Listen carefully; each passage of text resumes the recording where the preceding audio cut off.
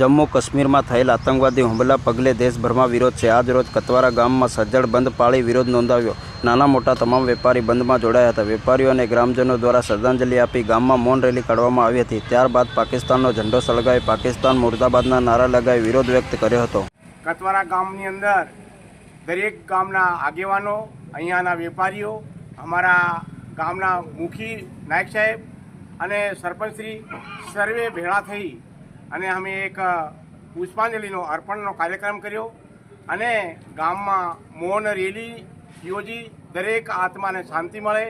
મંદિરની રામજી મંદિરની અંદર અમે મૌન પાળી અને જે કંઈક મૃત્યુ પામ્યા છે એઓને આત્માને શાંતિ મળે એવી પ્રાર્થના કરી અહીંયા સર્વે પધાર્યા અને દરેક વિસ્તારની અંદર આ કાર્યક્રમ થાય છે। અમે પણ આ કતવારા ગામમાં ઉજવ્યો। કતવારા ગામ સજ્જડ બંધ રહ્યું તે બધા કતવારા વેપારીઓને પણ અમે આભાર માનીએ છીએ। આજ રોજ કતવારા ગામના સર્વ નાગરિકો, આજુબાજુના ગામના સર્વ નાગરિકો, સરપંચો, આગેવાનોએ મળી અને કાશ્મીરમાં અંદર આપણા ભારતીય હિન્દુ ભાઈઓને નામ પૂછીને જે આતંકવાદીઓએ માર્યા તે અંગે અમે આજે શ્રદ્ધાંજલિનો કાર્યક્રમ અહીંયા રામજી મંદિર કતવારા ખાતે રાખેલ, એમને પુષ્પાંજલિ અર્પણ કરેલ, ગામમાં મૌન રેલી નું આયોજન કરેલ તથા આજે કતવારા ગામ સંપૂર્ણપણે બંધ રાખેલ છે।